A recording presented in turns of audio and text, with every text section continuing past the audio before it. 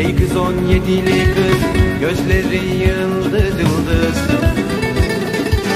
Gel otur çakıllarda, seninle konuşacağız. Eğer baban vermezse dağlara kaçacağız. 7 renk martı gibi göklere çıkacağız. Efuli